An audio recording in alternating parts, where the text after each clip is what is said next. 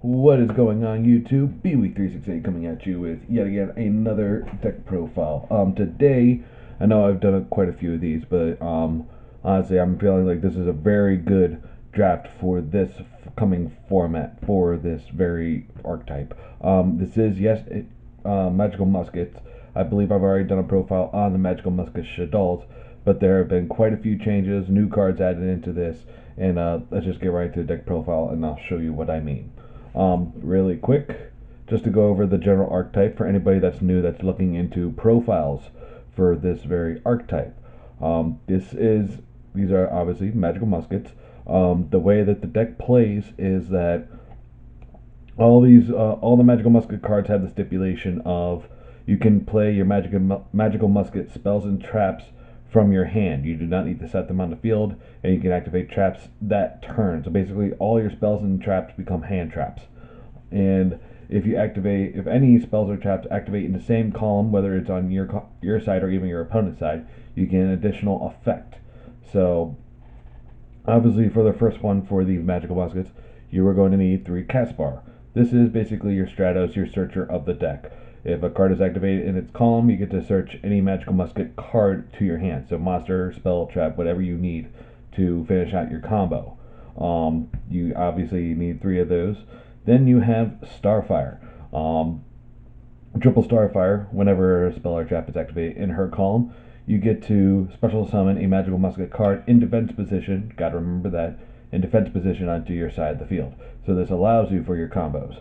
And this is where it really gets a little bit weird, but as I've tested, again, this is how I'm going to be playing the deck.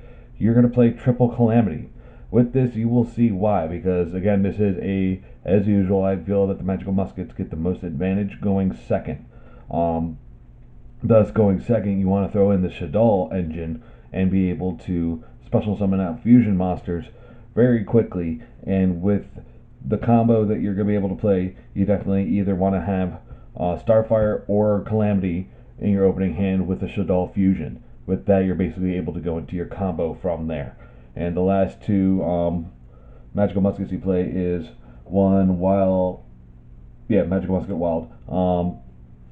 Basically, he is the Dagosto Emerald of the deck, card activated in his zone. Target 3 magical musket cards in your deck. Hell, mess up there. Target 3 in your graveyard, add it back to your deck, draw 1 card. And then finally, you have Doc, which basically allows for an infinite loop. He allows you to recur resources from your graveyard. So you activate a spell or trap in his column, you get to target a spell or trap magical musket card in your graveyard, add that to your hand. It has to be a different card from whatever was activated in the column. So that's the only stipulation for him, and hence why you only run him at 1. Then obviously we get into the Shaddolls. You're only going to be running 2. You're going to run 1 Aerial and 1 Shaddoll Beast, mainly for the draw power, plus the removal from the graveyard. This is not just monsters, it's 3 cards in the graveyard. So it's going to be very good for the Emancipator matchup, the Eldritch matchup, getting rid of those key cards in the graveyard so they can't combo off on you on your next turn should they survive. And finally, one of the newer cards from the Eternity Code, you're going to run Triple Parallel Exceed. Along with the opening of having Calamity, the key opening hand for this deck would be Calamity, Shaddoll Fusion, one of these, and a bunch of spells and traps that you can activate to allow your magical muskets to go off from there. Especially with Parallel Exceed, you're allowed to even go farther. It's a very good extension. Honestly, if you guys haven't gotten Eternity Code yet, definitely get a playset of these that you can throw into any combo deck. It's a very good extender, especially if you're going to be link summoning during your combo.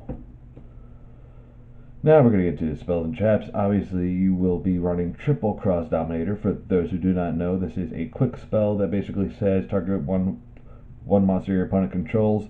Its attack and defense becomes 0 and negate its effects. So basically, you'll see once I'm going to be doing a combo video after this. This is a very key card in that setup.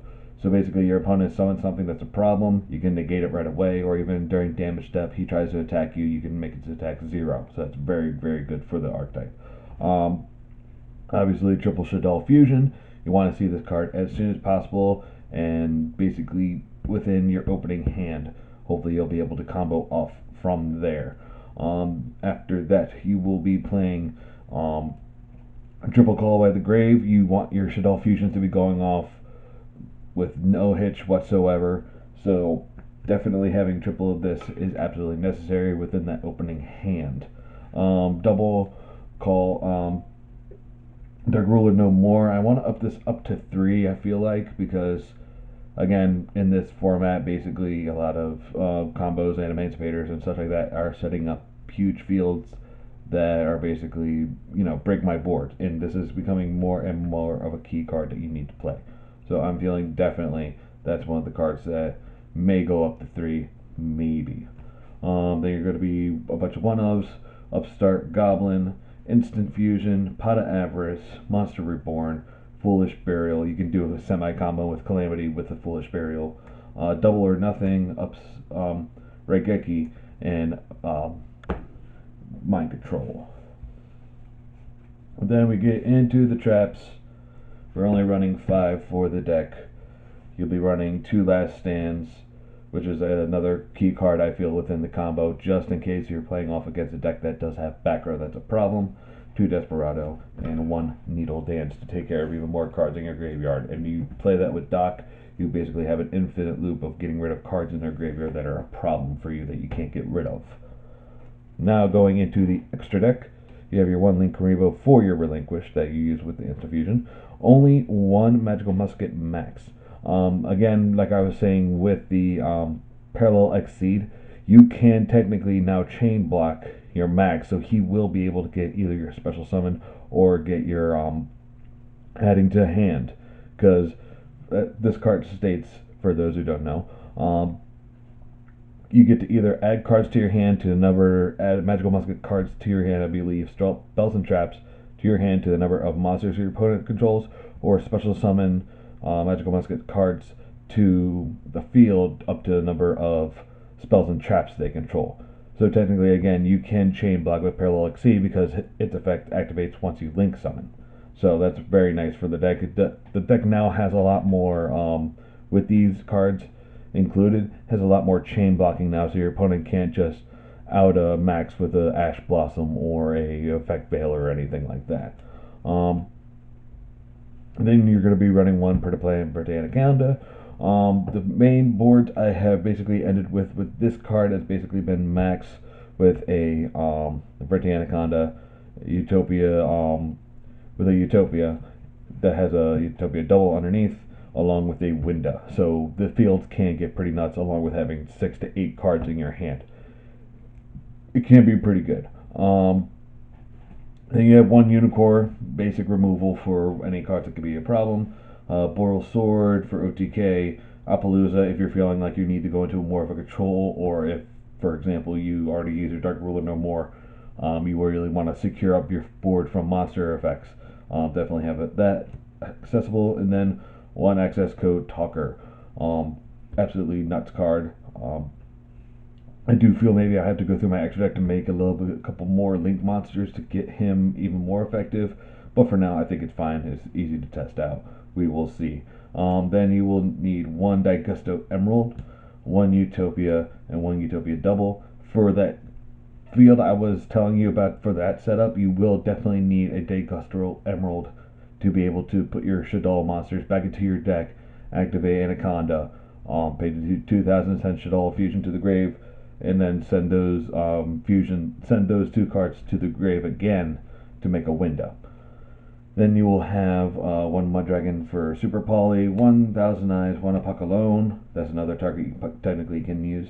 1 Winda and 1 Construct. That basically rounds out the deck, guys.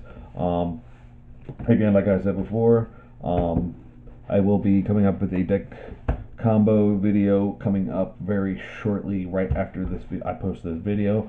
So keep an eye out for that. But until next time, this is B368.